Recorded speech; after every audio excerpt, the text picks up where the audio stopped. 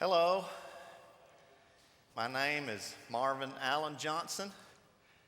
I've been living on this earth for 63 years and running this here store for 44 of them. Mind you, I hadn't always wanted to run it.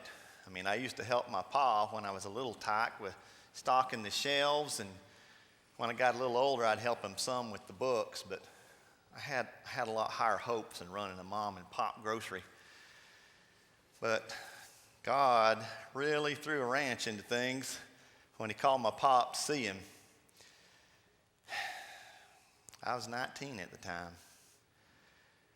And with the mom and a sister to support, this here store was our only hope. You know what I mean? So here I sit, stocking, and cleaning, and taking inventory, and I do get to read the latest comic books, though. And just waiting for God to use me in some big way. My name is Lisa Watkins. I'm 29 years old, and I've been raising my son, Ray, for 8 of those. Being a single mom has not been easy.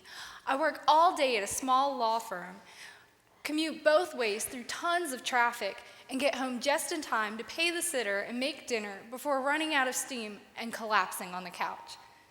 Last night we were at the store, picking up a few small things for the weekend, when Ray ran up to me with a coloring book and crayons. "Can we get these, Mommy?" he asked. "Not today, sweetie. We don't have money for more playthings right now." I looked up into the eyes of the man behind the counter. He smiled just a little as I turned away. That night, as we unpacked the groceries, there were 2 new coloring books and a shiny box of crayons. Taped to the box was a note that said, "God bless you." That night, I thanked God for Mr. Johnson.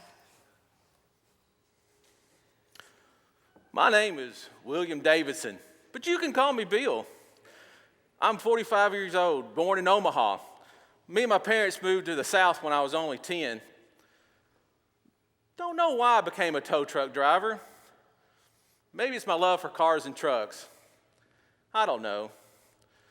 But here I am, driving my rig, happy as a clam.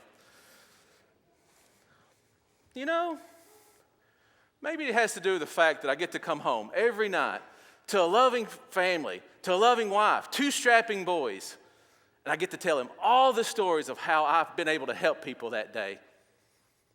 I love my job. I love my family. God has truly blessed us. Maybe one day I'll get to pay him back. Hi, my name is Roger Wilson. I've lived in Chattanooga since I was born 32 years ago. I've been a lawyer for almost 6 years. I graduated as a valedictorian in my high school class, was the top 1% in college. But now I make a healthy living as a lawyer here in Chattanooga. Unfortunately, with all my success, I've still yet to find any real, true happiness. I mean, I have a great golf swing, a great girlfriend, a great house. Did I mention I had a great golf swing? And I have a great car. Well, at least until this past Monday, when she decided to throw a timing belt in the middle of I-75. I don't even know what a timing belt does.